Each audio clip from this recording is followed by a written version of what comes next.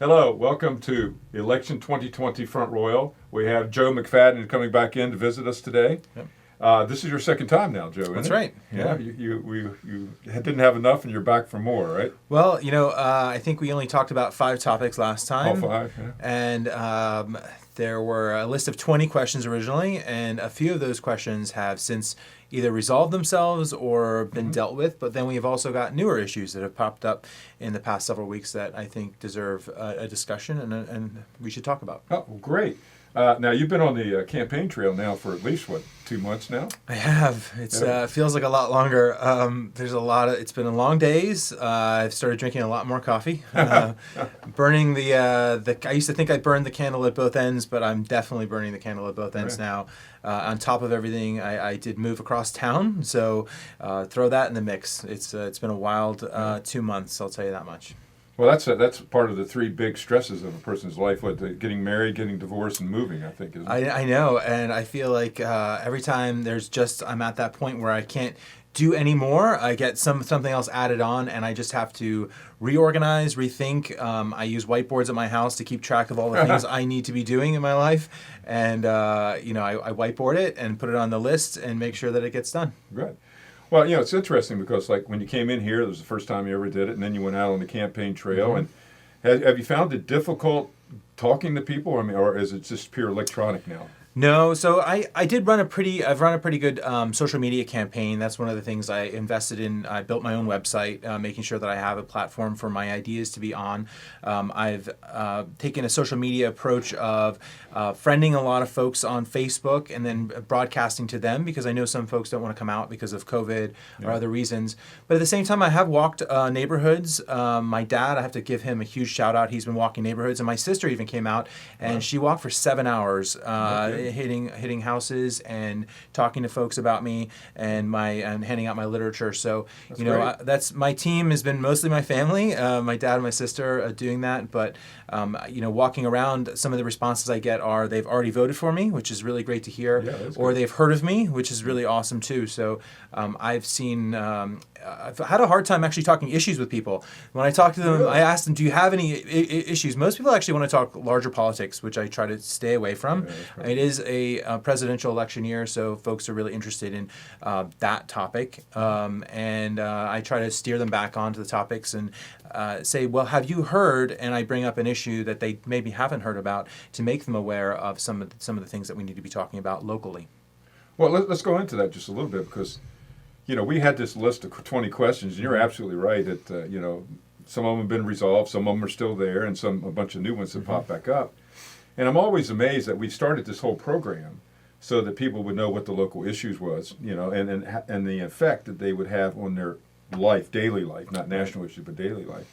So as you're going around with your meeting people and your family's going out, and you just said that there not a lot of people focus on the local issues. What kind of issues are they aware of at the local level, or they think are something? So I was kind of generalizing based on some of the experiences I've had recently talking to folks, but I have heard people have called me, so I've put my phone number on my literature. People can call me or email me, or they Facebook message me too, and I get issues talking about crisis centers here in Front Royal for women. We don't have a focus on that anymore. Right. I think we've had that in the past. So I've had a message about that. Somebody was very passionate, said she had put something before council in the past, and it had died at council. It's probably a worthwhile issue to bring back up. Sure. The healthcare issue is something that's come up quite frequently, and drugs. Is this the Anthem Valley Health type of deal, or just broader national? Broader national issues regarding, not national issues, local issues regarding Valley Health. Okay. And some of the like, for instance, the pilot issue, the payment in lieu of taxes issue has come up a few times in discussions with folks. The Anthem, everyone's concerned. I have Anthem. I'm concerned. Where am I going to go for my health care? Why can't we figure out something? If I get elected, it's something where I would fight for the people of the folks of people in Front Royal that we need this, and we need to have a coalition. We need to have politicians standing up for the people. And in this case, we have a very large, the largest employer in Warren County is in the Valley town, Health, by the way, and the town, and they. What are we doing here? Like, anyway, I don't know all the particulars, but what I do know is that we need more information. We need to know exactly the particulars and how we can get a resolution. Because is everybody supposed to change insurances? Are we supposed to, bow down and just deal with it? I mean, are we supposed to drive to Gainesville? Are we supposed to drive elsewhere? That's kind of what we have to do. I mean, that's not something I'm looking forward to. If I have a large family, 6 children, I have a son with a heart condition. He's got hypoplastic left heart syndrome. He has always needed health care, and it was one of the reasons why quite honestly, one of the reasons why I never went active duty in the military was that we were in Nova, near Fairfax Hospital, and with his heart condition, we wanted to be close to the heart specialist. Yeah, good services. Moving out here, we have a heart specialist in Centerville that we go to sometimes, but it was something I was really hoping that as the new hospital was built, they would have things that could address that. And if our insurance isn't taken there, what are we supposed to do? Well, Joe, you mentioned a couple things that I want you to follow up on, because the healthcare is an issue. If you're elected as a councilman, you said you would do some things, form a coalition. What would you do? Because I think right now, wasn't there a resolution from the council, just not where they talked about it? I don't know whether it ever came out. It was late and it didn't do much good if it came out. Well, what would you do right now? Because right now they've made the decision to move away. Mm-hmm. It's going to be an issue. What would you do from a government standpoint? I think we have a voice if we come together as local governments. I think if we come together, possibly with other localities, and go into a room to have that discussion. One of the first things I would do, to be honest, is I would like to look at some of the pilot issue. The payment in lieu of taxes is a big thing. From what I've understood, and again, I haven't been in those rooms having those discussions, but from what I've been told, we've looked the other way when it comes to fees. When it comes to this, we've let Valley Health, this may be a very unpopular opinion, but we've let Valley Health kind of do their thing. Mm-hmm. And I think it's time to really hold them accountable, start moving forward with the process. From what I understand,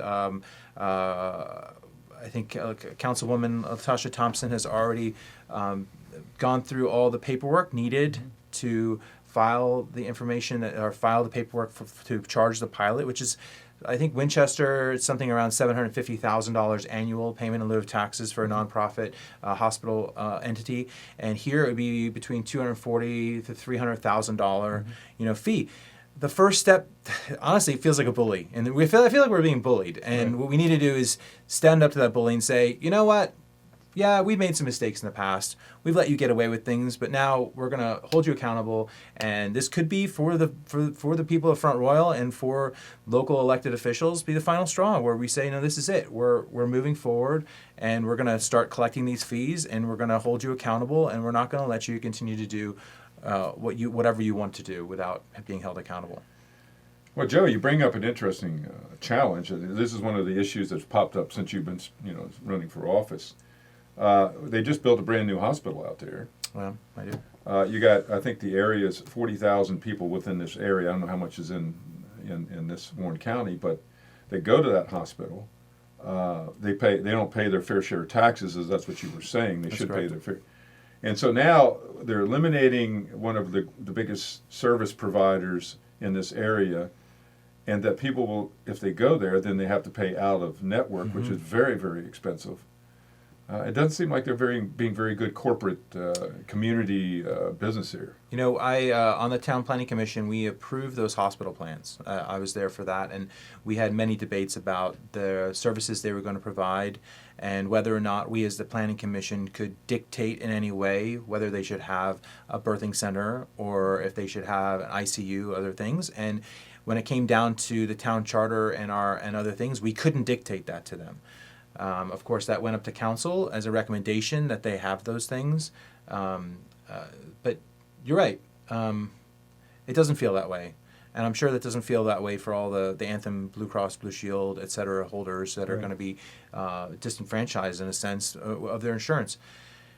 That was one of our biggest arguments. Was their biggest arguments for not having a birthing center is that they just didn't have the numbers in births to justify the costs associated with building a birthing center.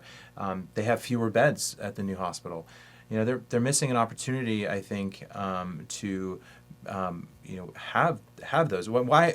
I know a lot of people, a lot of my friends, they have doulas. They don't go to hospitals. They have home births and other things. That seems to be a modern trend. I know that if my wife hadn't had a doctor, she probably would have died giving birth to our first child.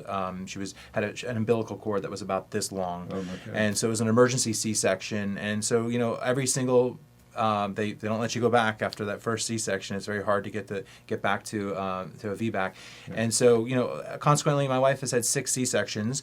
That was a very important service to have. But that first one, we were living driving distance from. This is 12 years ago. We were living very close to Fairfax Hospital, and when she went into labor and everything, we drove that 15 minutes or 10 minutes to Fairfax Hospital, and that was Fair Oaks Hospital. It was a experience. Well, here we are. We don't even have a birthing center. We don't have any of that. I'm sure there's emergency services, but it would be. I think that it's a mistake. Generally, the services that are being offered.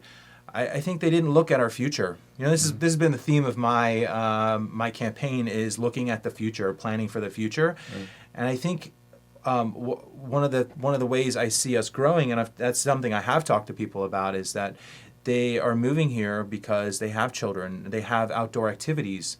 There's an opportunity here, I think, for Valley Health to lean into that and actually meet the needs of a growing and future community. Maybe that need isn't now. Maybe their numbers didn't show that. And I did see those numbers. It didn't look like it did. But maybe there's a need in the future. If you have a state-of-the-art birthing center, you have a state-of-the-art, maybe they become the place that people go to have their children instead of having to drive out to other hospitals. Well, do you think that the pandemic has any effect on that? Because it seems that there's a trend to move out of the cities now, out to the rural areas, and that would change the whole business plan for that hospital. From what I've heard from realtors, the market is hot. Very hot. The market is hot, and why is it hot? I've gotten new clients at our gym that have moved out here since the pandemic. They're loving Front Royal, and they've only been here, several weeks.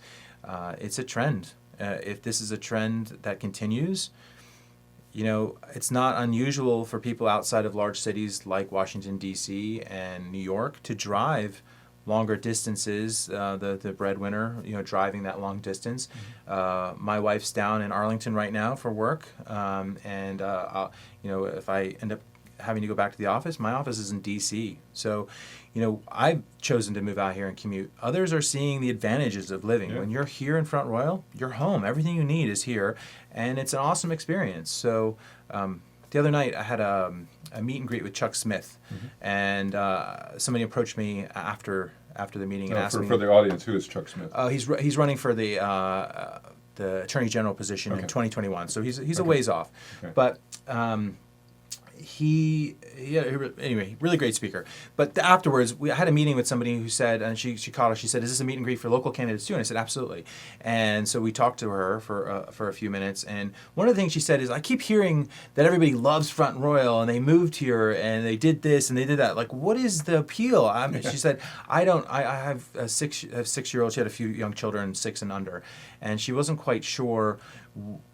What it was, and so I started explaining to her. I was like, there's a private school. There's free enterprise private schooling here. That if you go to Northern Virginia, it is affordable here, and they also have scholarship programs, and they do galas and other things to raise scholarship funds to help people if they are a lower income or in a lower tax bracket to come into those schools. There are natural beauty, right? We've got all these activities, outdoor activities. There's so I just started going into a whole litany of reasons why, and it was interesting to have somebody ask that, like, why? Well, I was like, why did you move here? And she moved here because the housing was affordable. Her husband got a job in Gainesville, and so he commutes to Gainesville, which honestly isn't that far of a commute. Not that far, no. It's a great commute. I'd love to have that commute, but the housing is affordable. So we still have affordable housing. We still have other things, other draws. Her children being 6 and under, perhaps she hasn't had an opportunity to really enjoy the outdoors and other things with younger children. Sure. As my daughter's gotten older, my children have gotten older, we certainly take advantage of all the things. Floating the river. I mean, that's one of our favorite activities during the summer, to do that. My kids beg to go and float the river. Well, it's interesting because when we were talking earlier, you said you went out and you were talking to people, and you actually expressed today the fact that people are not really aware of some of the local issues, and that's the reason why we're doing this. Right. Because they will be affected. But what kind of stood out in the conversation I had with you earlier was the fact that what are they looking for in a candidate? I mean, what would they like to see as their representative? That's an interesting question.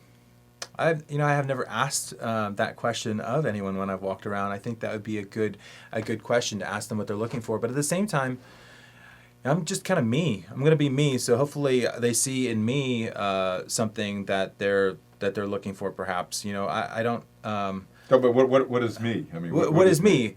I feel like I'm a pretty genuine person. Okay. I don't really have to overthink my answers because what I say is what I believe. Which is, I think, an important quality to have in somebody. I don't have any prepared notes here. Like I'm thinking about the nominee there, Amy Barrett Cohen. She held up her empty pad yesterday. That was a big memeable thing at the hearing. I was thinking to myself, I'm kind of the same way. I don't have a ton of notes. I've written out some answers of things to make sure that I have coherent thoughts, but. What I did hear from somebody, and he actually had served on the New Hampshire legislature. I met him. He's moved here. His son is a pastor at one of the churches, and he decided he used to come down here to visit, and he realized, man, this place is beautiful. Yeah. I want to move here and be here. He said either Florida, where his other son is, and he said, well, that's the waiting room. I don't want to go there yet, or here to be here where his son is a pastor, and so he chose Front Royal. And he talked to me about some things, and he said one of the things is stay true to yourself, but also making sure that you're going around talking to people and finding out and continuing that dialogue. He said one of the greatest things he ever did, and he felt, was that he believed in policies and people over politics, and that's one of the things. When I was talking to him, I said I agree with you absolutely with that. And he said when he was in that legislature, he used to call all of his people, and he called. He was a Republican, and he called a constituent who was a Democrat, and they said, "I didn't vote for you." And he said, "Well, that's okay. I don't mind you didn't vote for me, but I still want to know what you're thinking. I still want to know what your issues are that I can help with." So he said, sometimes the first and only time you get to talk to a politician is when they're campaigning, right? And that first walk around. That's not going to be the case. This is, this town. Anybody who wants to come see me, I have a business on Jackson Street. You can come see me there, or book a meeting. Call me. I've had people call me and ask for meetings, and I've gone to them. They've met me, and we've had chats. I had a 2-hour conversation with a Front Royal police officer who wanted to meet and talk about issues that he was concerned about, and so we sat and we talked for 2 hours, and that's the kind of thing. I know I won't always have those 2 hours available, but reaching out to me and having a genuine conversation. I'm a person just like you. I'm somebody who lives here and has the same experiences and has the same concerns. Like, I had a fuse issue at my gym. I almost lost a bunch of gear, electronics at my gym yesterday and the day before because there was a fuse that burned out or was half igniting, and all my electronics went on the fritz. Well, that was at the transformer side, right? The transformer side, yeah, it was a fuse, and so that's fixed now, thankfully. I don't know. I think everything was okay, but I mean, those are issues that people deal with on a regular basis, and I also deal with them. So I think that's who I am. To answer your question and I think that's important to people, that their politicians, that the people that are leading them are accessible, and that they are genuine, and that they share the same experiences. I think those are 3 of the most important things for local politicians. Well, Joe, as you were going out visiting people, were they upset or felt that there was a lack of transparency with the current council that's in place now, or they seem pretty happy with what they're doing? I haven't heard that from the people that I've talked to walking around, but I have heard that. I've seen that on social media and other places. I hear often, well, that meeting was a closed-door session. So I don't know what happened in it. I've said this before, that in the Planning Commission, every single meeting we've ever had, I don't think we've ever had in the 5 years that I've been there a closed door session. Right.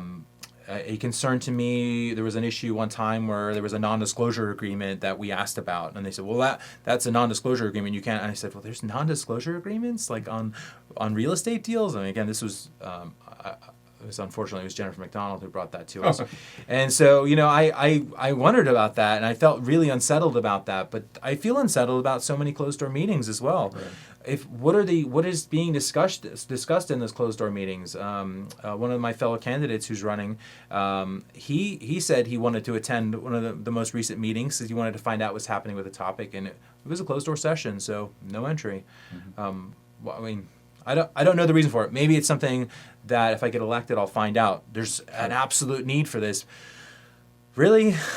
So one of my pledges is to, I want to continue my website even after I get elected, to publish a blog about why I voted. One of our former councilman Connolly, he used to send out an email to everybody, I guess, who's on the email list, explaining his votes and why he voted that way. I'd like to continue that. I think that was a really great idea. I think the people, the voters, the citizens of Front Royal deserve to have explanations for why a vote is one way or the other on a topic and what their thinking is. Well, that's good. Well, it's very encouraging, that story you told us about, even though he might be a Republican, that he was talking to the Democrats. Because, yeah, absolutely. I mean, we're Americans first, and, we have to try to work with everybody's needs, and yes, don't try to alienate anybody just because they have a different view on the party. So that's very encouraging for me to hear. But what's interesting is, as you're following this path here, you discovered a problem, which, I think we just identified just a few minutes ago, because you had sent me, a couple of text messages asking what's the problem with why you have these surges and brownouts. Mm-hmm. And, in reality, the truth is a lot of them come from squirrels. We have a squirrel problem here, and it's been going on for 14 years. And what happens is there are a lot of them, and they run down the line, and they hit the transformers, which affects it. So we've had more crispy squirrels than I can even want to count. But what I think you discovered is the fact that maybe our transformers need to be replaced. Yeah, that's one of those long-term infrastructure issues and needs that we've got to start looking at how to move forward. What's the age of them? I mean, I think I was told they're something like 50 years old. Yeah, some of them are 50. These are considerations. That enterprise fund is there for a reason. We're supposed to use it to upgrade. A planned upgrade, a phased upgrade even. I'm in IT, and what we do for our computer upgrades is we do phased. We don't do it all at once. That's a big cost, but you do a section at a time. So right. Somebody gets in phase one, they get new laptops or they get new computers because they're life cycled. Shouldn't we have life cycles on some of our other types of electronics or other things like that in our? We've talked about it already, but the I&I is an issue of not phasing and repairing things in a planned measure. Instead, it becomes a big problem, and now you've got a big bill, right? What is it? A stitch in time saves 9.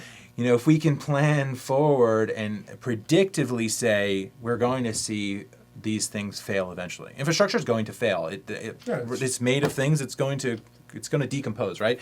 And eventually we're going to have to replace it. Well, instead of just saying, well, we'll kick it down the road and worry about that later on, I think it's a better approach to really, have a phased approach to repairing infrastructure, which can also, with upgrades, can also then account for.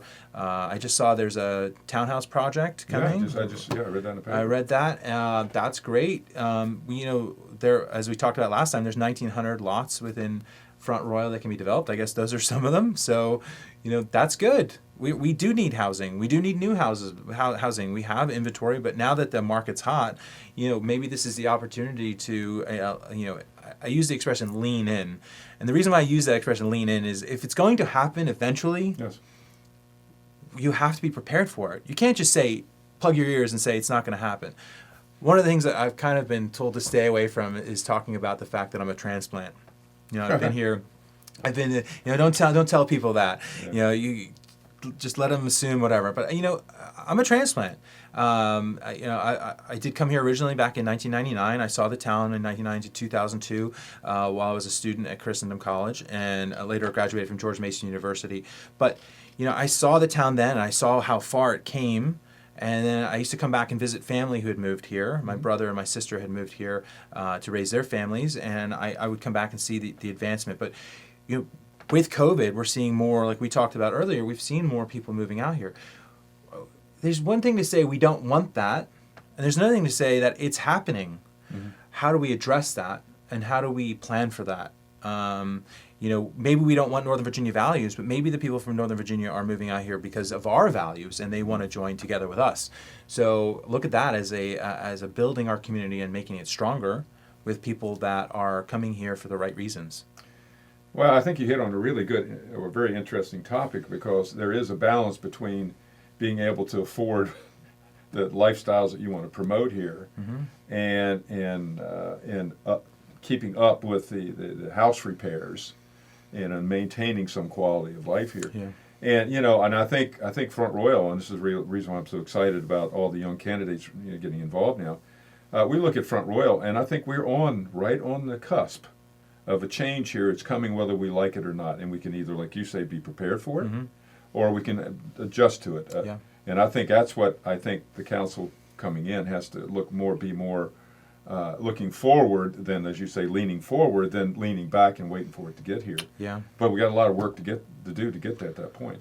It's true. I encourage my business partner to move out here for all the same reasons that he was commuting from Centerville to help with the business and work on it, and out here quite frequently. And he kind of saw, one of the things is his kids love CNC ice cream. So there's so many, there's a community here of people that are embracing change and figuring out ways to make it work, and more of those ideas, right?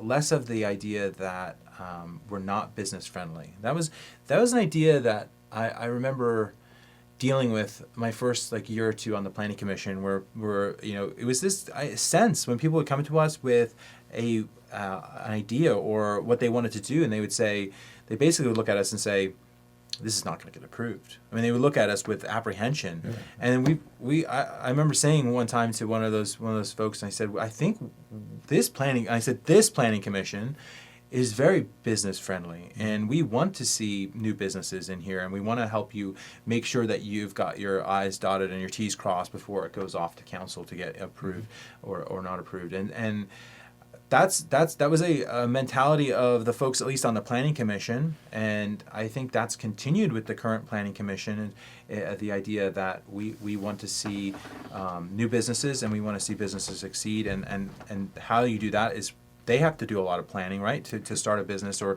to build something new. I'd like to see more of that from council, not just if I get on council, but even any council, that I would like to see them moving in that direction and looking at how do we, that's a big one for me, bringing in businesses, and I figuring out spaces that can have new businesses. The blighted building thing, that is a big topic. Sorry, the blighted building is a topic that comes up. I just remembered it, that people have brought up to me several times on the campaign trail. What have we done with it? It was an issue. It was one of the questions they asked me when I joined the planning commission.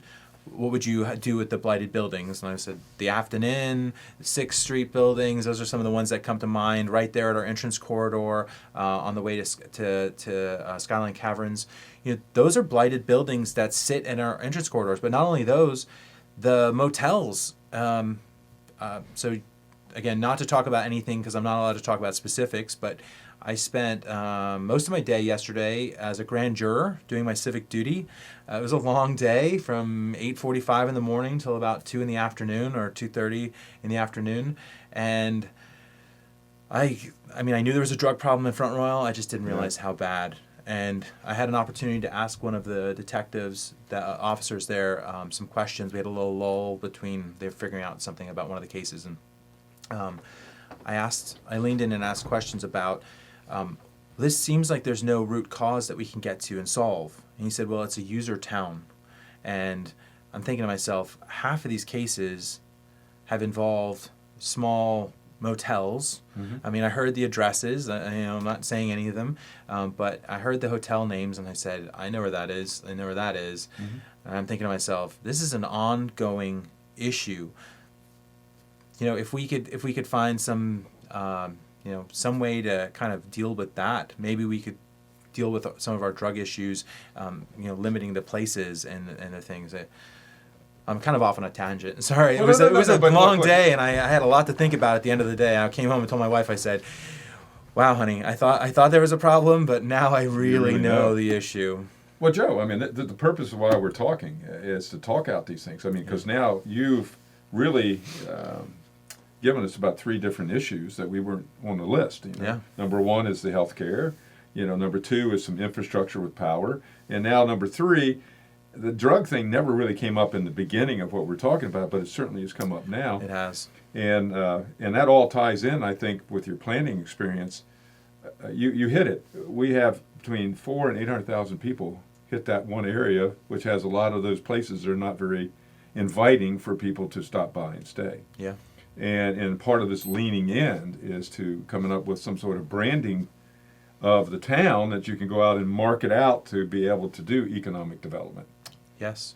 And I think one of the things you expressed earlier in an earlier interview was the fact that you being on the planning commission, a lot of the stuff that the planning commission sent to the council was never looked at seriously. Yeah, that was often a question people would say, so what happened to that issue? I don't know. It went to council. That's what I would tell people, not to get political. I would just say, it went to council. You can do your own research, and it died, like I heard on so many issues. There's got to be a way, not only to rebrand, because you've got to have something to rebrand. You've got to clean up some of the issues that we currently have. You've got to clean up the town.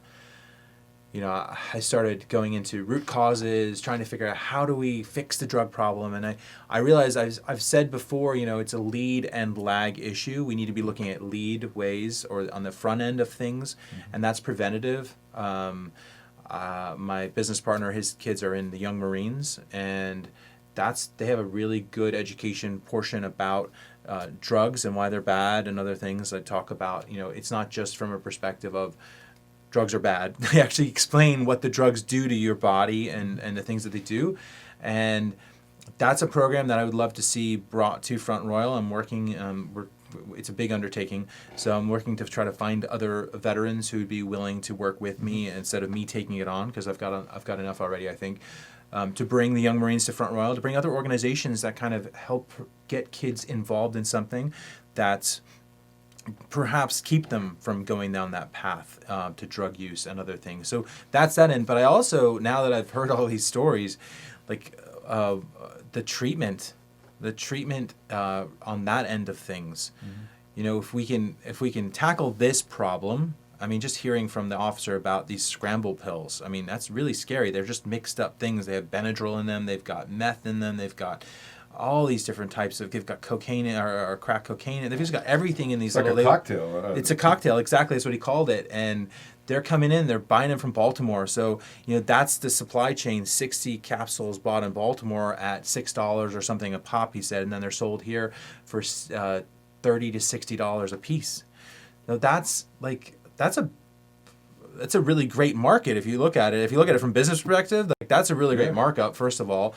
But why, how and why do we stop that supply chain that's coming here? And I know the officers here are doing, listening to them yesterday, hearing them, they're doing the best they can. They've got, CIs involved, they've got all this, they're doing an awesome job. But, how do we as citizens help them? Maybe this goes into citizen policing. Maybe that's something that we need to bring back. I understand 10 years ago or so we had really great citizen policing. Yeah. The same person who talked to me on Monday night about why did we come to Front Royal, she said right near her house is a known drug house. Like the cops are there all the time dealing with things. And she said, I told her that. I talked to her about citizen policing. I said, well, what if we had more neighborhood watches and more citizen involvement, less of a burden on the police? I mean, we asked police to do a lot. We asked them to be counselors. We ask them to make split-second decisions every day that they're out there. We ask them to do a lot of things, and then, of course, as a general public, I will say, we, that I don't see it in Front Royal, but out there we see people yelling to fund the police. We see them yelling that police are pigs and other things like that. Right. And of course, thankfully, I love the fact that we're in a town where we have a blue whatever it is, blue Lives Matter, parade. Yeah. That's awesome. That shows the quality of the folks here in Front Royal. But we need to do more as citizens to help them achieve what's best for society, and instead of leaning on them so much, I think that we need to step in, and that's an opportunity. I know there's the 6th District Militia that's kind of taken on some roles to help out with certain things, but maybe going back to that idea of community policing is where we need to explore why did that end, and really do an inquiry into it. Why did it end? What was beneficial about it? How did it help? Not to get into too much, but recently we've had a few protests in this town, and they've cost taxpayers quite a bit of money. I think somewhere in the range of $15,000 for like 22. Or 22. Okay, the last I saw was okay.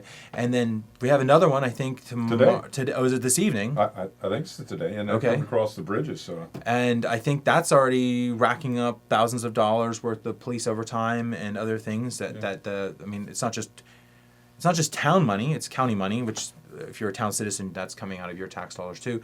So, we have to think about other organizations that could be there to help facilitate that. I'm not saying people shouldn't be allowed to protest or do whatever it is, whatever their issue is. They need to be allowed to voice that and take the pressure off that right. That boiling pot needs. You need to let that steam out and have those free speech. Well, no, you're not inhibiting anybody's ability to live up to what the Constitution allows them to do. But I really support this. That I was a product when I was here of a very active community policing. It was brought in by one of the earlier chiefs. I actually worked with 2 other chiefs after that was proponents for the community policing. Now, I don't know whether because of the drug situation now that it had been a lot better or not, but I know during our time, what you said is I know it's true. We had between 8 to 12 neighborhood watches, and you had neighbors walking around, watching their neighborhoods. They had something between 40 and 50 volunteer police called VIPs, which was very active, doing exactly what you're saying. They would help in parades, they would help in these type of things. They had a very active police advisory board, and then of course they have the foundation. So yes, that was great. Now, if you got enough people out on the street watching and calling, and now even now you can videotape people doing stuff too now. That's right. You can live stream things. You can have a direct connection to what's happening. Yeah. So I think I hope that you continue to pursue on that. I know there's a couple other candidates that wants to look at community policing as a way to support the local police force without having to cost a lot of tax dollars, though. So that's really good. I'm glad to hear you've grabbed onto that. I mean, that's been a big time. Like, just on social media pages in the past couple of days, people are realizing what these protests in Front Royal are costing.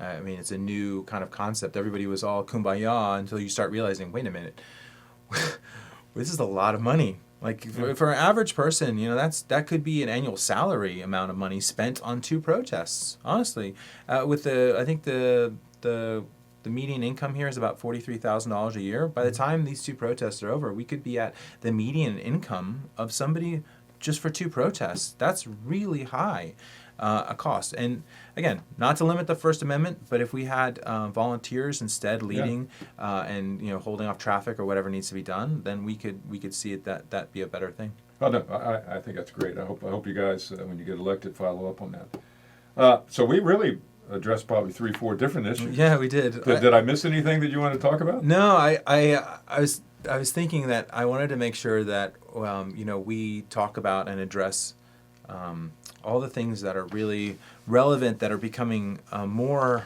kind of coming to the forefront of my mind. I think we talked last time about I didn't know about a lot of issues before I started running, and every day it seems like I learn about a new issue. And I'm thinking to myself, man, there's a lot of things that need work. They're all like 80% there already. Like, we're moving in the right direction, and I feel like all it needs is just someone to push that along, like, and make sure that there's follow through and accountability, right? Isn't that part of what government should be accountable to the people? Isn't that a big, at least for me, that's a big thing. Government should be accountable to the people, and we should be accountable for results. I've tried very hard not to make any campaign promises. Right. But what I am saying is that I hope to find the most intelligent people and put them in the room, because I know it's not me, but I want to find those people and find out what their ideas are and make sure that they have a voice to give counsel to the council, and that way we can find the best ideas. And there's a lot of folks out there who have good ideas. Yeah. And I think that if we can tap into that and get their input, citizen input, citizen ideas. That's another thing I'd like to do. Is I worked on something called the Army Suggestion Program years ago, helping revamp it. It was Army-wide, so very large program, for anyone could submit ideas for improvements. And that's something that we should have from the citizens. Is like in the EPA even, we did a thing called Green Spark, where they wanted employees to submit ideas into suggestion boxes, and then we figured out how to implement those employee ideas. We should do that for the citizens of Front Royal. Like a improved Front Royal concept where citizen ideas come forward, and we could review them and see if any of them are achievable. Some could be quick wins that we could immediately implement. Others, you could figure out a longer process. There's already longer process ways to do things, but you could then sit down in a room and how do we make this happen? Is this something that could be a big payoff if we work on it? Is it going to be hard, easy, or is it going to be anyway? That's something I'd like to see happen. Is suggestions from, it happens already, right? People on social media suggest things, or they contact their local, they come to the meetings. But could we do a more formalized process, perhaps, that allows for those to be tracked and then see, did they happen?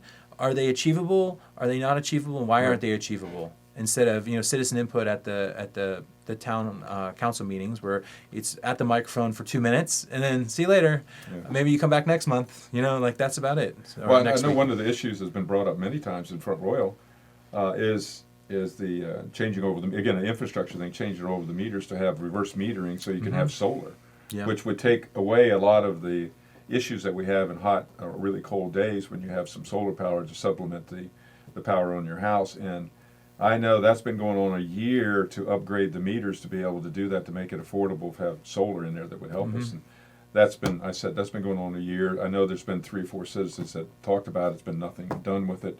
I don't know what it is, but these are just little things, like you said.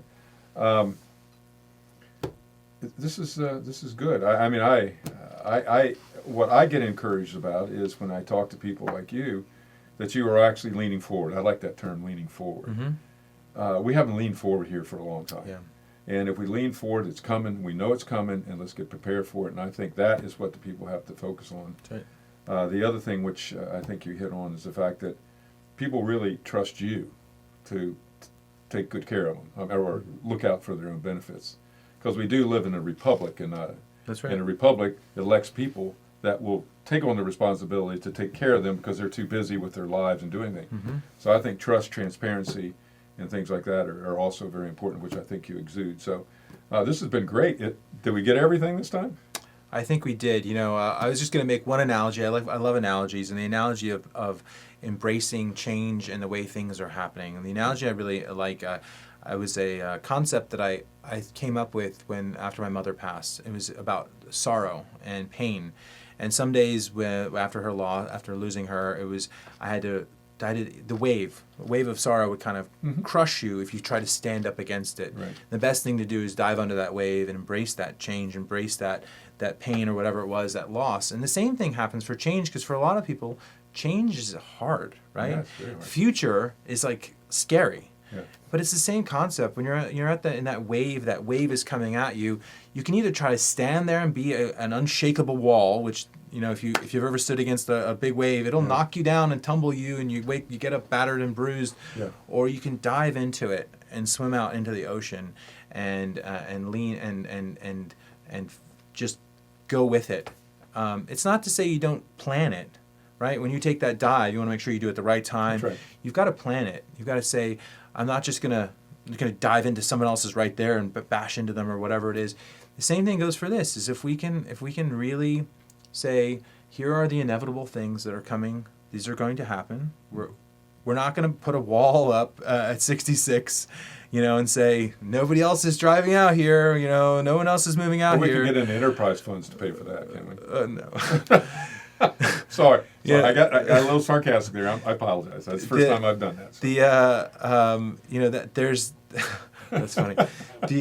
But that's where we can't do that. We have to say they're coming, and this is how we do it. I mean, it's and that may be a hard subject for some people to embrace, but the people who are coming out and moving out here, a lot of them they work, up in DC or Arlington or other places, and they've already got good paying jobs up there.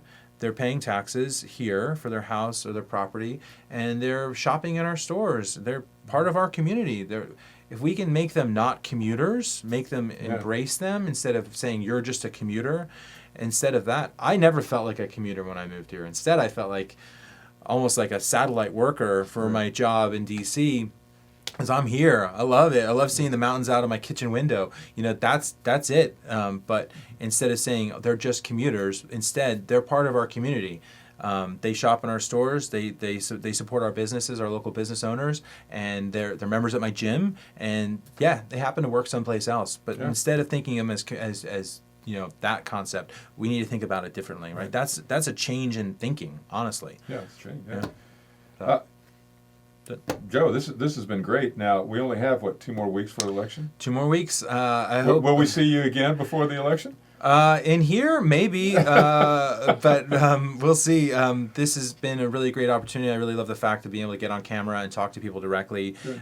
If I'm not out there walking around and you don't see me, it's not because I don't want to be in your neighborhood. For instance, I may be in someone else's neighborhood walking around. If you get an opportunity to see my dad out there, say hi to him. He'll gladly tell you. He's at the polling stations, other places. My dad's 80, by the way, so he's been a workhorse. I have to, huge thank you to him for everything he's done, and to my sister, but and my other supporters and folks that have been helping me in spreading the word and spreading my video on Facebook and engaging with me on Facebook. I really love the engagement when people ask me questions or challenge me. I love being challenged. Like, what are you going to do? I thank you for making me think about your topic, because that's important. If it's important to you, it's probably important to other people, and it's important that you raise that issue. Don't think that I'm not going to listen to it or engage in it. I always will. Yeah. So I notice you have been very active on the social media, and I enjoy reading responses when people do response. You're one of the few candidates that actually will take a position and respond to people, though. So to that, I compliment you again. Thanks. So I'd love to have you come back if you want to get some last shots in or thoughts, like on the 2nd or something. Yeah, that would be fun. Right before the election, I'll come in. I'll be jittery and I'll be shaking a little bit, but I think I'll be. It'll be good. That'd be cool. Are you going to have the victory party down at your CrossFit? Victory party. I didn't even think about that. Is that something we do in local elections? Do we have big victory parties? Yeah, that'd be fun. People could come in and climb the wall. That'd be great. Yeah. See, we've come up with a new idea already. That's right. Okay. Good. I like it. Well, thank you, Joe, for coming in. Absolutely. And like I said, I look forward to seeing you in the future. Thanks.